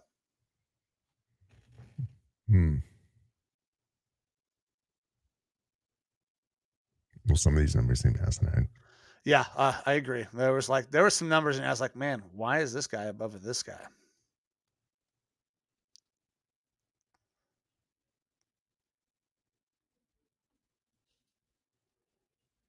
Got it? Yeah. Yeah. Okay. All right. So this is what I'm going with. I'm going Kirk Cousins at my quarterback. Gives me the best value. A guy that we know is statistically pretty good. I think we're going to have the same group. Doesn't necessarily pass the eye test here, though. Okay. But I think Kirk Cousins is great. And I'm going to back that up with Nick Chubb. Same. Because there's no fucking way I'm not taking Nick Chubb. He's the best running back of that group. I don't care. I don't know why DeAndre Swift is $4. Yeah. He's definitely the best running back up there. And you know what really helps Kirk Cousins out? Strong play action. There's not a better guy in the league to have than Nick Chubb right there. Mm-hmm. Wide receiver, Jamar Chase. Yep. Best wide receiver of the group. Give me the $4. Fucking, I'm going to spend my money right there. And tight end was also really goddamn simple for me. I have a quarterback who needs to run the ball, who is good at checking down.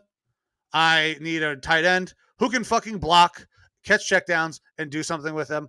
Going George Kittle. Yeah, I'm. That's exactly the group that I was going with there. The running back makes no sense to me. No, I don't know how Swift is a $4 guy. And then, I guess the tight ends make some sense, but I think that Kittle is better than Pitts at this point. Pitts is a receiver. Kittle is a do everything guy. I think that Kittle might even be better than Andrews, who is a little bit more of both blocking and receiving. But I think that Kittle has been better. Maybe that's because he's a better quarterback play. So to get Kittle at $2, that's a steal. Jamar Chase makes sense. He's the best wide receiver out of that group easily. So it should be the $4. And then when it comes to quarterback play, I think, honestly, Cousins might be better than Russell Wilson at this point. We'll see how Wilson does with Denver. but like I can't argue with the stats that Cousin puts up. Yeah, the eye test thing is a little bit of an issue, but I mean, but with that team around him, I expect yeah. Kirk Cousins to do really fucking well. He still is able to get his playmakers the ball and everything like that. So I like if I wanted to change anything up, maybe I take Trevor Lawrence, and that allows me to get Pitts, and which is better for long-term future, just offensive explosiveness. But no, like I'm doing the same thing as you: Cousins, Chubb, Chase, and Kittle. That's kind of a no-brainer for me. Yeah, that's exactly where I was. All right, so that PFF put this out, right? Mm-hmm. I typically like a lot of the stuff PFF puts out. Like this, it's cool, right? These are fun. Now, I think some of these numbers are completely asinine, right? Yeah. Well, so the next thing I'm going to share is also from PFF, and it is entirely asinine. And we're going to get into a little early conversation about some college quarterbacks. Okay. So let's go share again. Oh, get the fuck out of here. Stop that screen. Share screen. Gotta talk to myself so I make sure I know what I'm doing. All right. So top 10 quarterbacks in college football, according to Anthony Thresh, I want to say. I'm not sure how you pronounce his name. Okay. So Bryce Young, right off the top. I'm okay with Bryce Young being up there. Bryce Young won the Heisman last year. Very good quarterback. He's coming out of the draft this year, has potential to go number 1. Number 2, Caleb Williams. Caleb Williams is a good quarterback. He's not the second best quarterback in the country by any means, though. I like him. I like him as a middle of the first round, maybe late first round. We're going to have to see how he shakes out this year. Where are you at on Bryce Young and Caleb Williams? I'm fine with Bryce Young there. I don't know enough about Caleb Williams to say that he's number 2 or not. What I'm more focused on right now is number 3. How Spencer Rattler is number 3 above CJ Stroud. I mean, yeah, so that's exactly what I wanted to talk about here. CJ Stroud is number 4. CJ Stroud is no worse than 2 in the country, in my opinion. There's none. I think he could be better than Bryce Young. Bryce Young won a Heisman last year, though. So Stroud's struggles earlier in the year and stuff like that is what worries me about him. But obviously, he's still developing, and we saw that development as the year went along. But I could see CJ Stroud maybe being as low as 3, maybe as low as because I don't. That's because I don't know Caleb Williams well enough. To have him below Spencer Rattler is just really surprising to me. So Spencer Rattler, in my opinion, shouldn't be anywhere near. He shouldn't be in the top 5, based on what we saw last year. You give me Grayson McCall over him for sure. I really like that kid, Grayson McCall. Me too. He is going to be very good. Now I don't know if he's going to be great this year. I don't know how he's going to transition, but I like his skill set. I also really like that Tyler Van Dyke kid from Miami. The other one I was going to bring up is Tyler Van Dyke. I like him as well. I like him a lot. I think he should be higher on this list. I'm not putting CJ Stroud above 5. At highest, he's 6. Now, just because he was highly recruited does not make him a good quarterback. Like, we saw the struggles. He got benched. And you know who came in for him? Caleb Williams. Did really good for Oklahoma. And then he follows his coach out to USC. Caleb Williams can ball. I still think CJ Stroud is a better quarterback than Caleb Williams, but he can play some ball. I did not understand the Spencer Rattler thing. That's really what I wanted to get to and kind of get your take on that. Like, man, what are people seeing Spencer Rattler as this top guy still? I wouldn't have thought so, but and I'm not sure that he's going to go and show as much of his potential playing for the Gamecocks. He's going down to the SEC.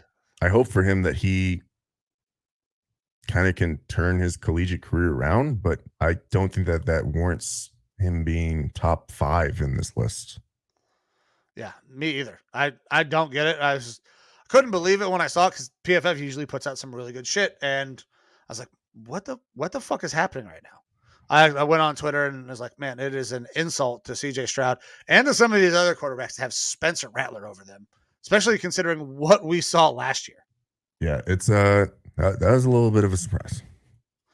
Yeah, I do not fucking get that at all. But nope. So I think that was the last thing we wanted to cover, man, was a little college football talk, the little primer. College football is getting ready to start real fucking soon, and I'm very, very excited for it, man. I'm a huge college football guy.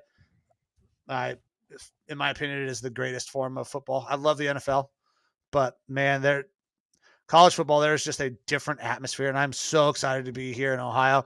I cannot wait to go down and catch a Buckeyes game. I'm going to try to find a way to, sell a kidney so I can pay for Ohio State, Michigan tickets. Nice. I'm sure those are not cheap. Hey, but that'll be a fun game. Oh yeah, it's going to be very, very fun. Worth it. It's like if I was in Minnesota and I'm making, adult money, I wasn't making adult money when I was younger, still living in Minnesota, but I'd be going to every single Vikings-Packers game I could every year. Oh yeah, for sure. So it's like if you're getting a chance to see your Buckeyes go against their rival, yeah, I'd be trying to go every single year if I could. Yeah, if I can find a way to do it, I'm gonna do it for sure. But all right, man, I think that wraps up the show. Yeah, just about. All right. Well, guys, I think we're gonna get the fuck out of here. I got some stuff to do. I'm gonna put some food in my belly before we get ready to go and watch this baseball game. Hopefully it's not raining. It looked like it was getting pretty cloudy out there. Big shout out to our guy Nick Karns for joining the show. Appreciate him being on and all the kind words that he had to say about us. We try to do a good job here. We try to talk knowledgeably about the things that we do decide to bring up. So appreciate that, man. And Evo, you got anything for the people before we sign off? No, sir. Looking forward to seeing everyone again here in the near future. And of course, if something happens with Deshaun Watson in between now and the next show, I feel like we'll probably have to we'll do an emergency put something pod. out. We'll do an emergency pod or something quick that we can just obviously react when it comes. I think that'd probably be all right. Yeah. So. All right, man. Let's get the fuck out of here. Next week we're doing a show. The 30th, we're going to be off. All righty. That's when we're doing the golf outing, and that's the anniversary. So we will see you guys next week. We will be off on the 30th. Thank you guys for coming, hanging out with us, all the comments. And if you guys want to interact with us, you can go on the socials. Facebook, we got a group. A lot of meme action going on recently in the Facebook group. You can go on Twitter at Lineman Lounge. There's also TikTok and Instagram. There's going to be, for sure, TikTok content coming out when we go to the golf outing. Maybe I'll try to get some stuff out there before that. TikTok is not my thing. I got to figure out a niche on the TikTok. I was trying to do the Lineman Lounge drink of the week. We're not in a setup right now where I can make that happen all the time. Maybe when we get into the new house, we'll go for the Lineman Lounge drink of the week again. But guys, thank you very much. We appreciate all the support, everything you do for us. We're going to get the fuck out of here. We'll see you next week. See you.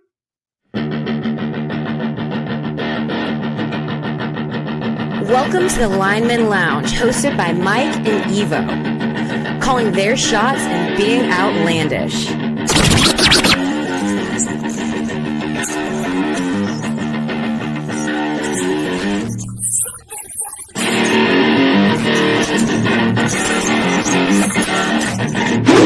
Breaking news from the Lineman Lounge. My fantasy football team just took a huge fucking hit. And that also makes it even more likely that the Raiders are going to beat the Ravens on Monday night.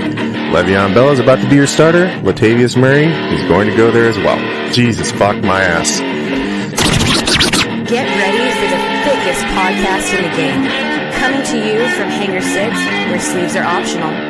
Strap in. The show starts right now.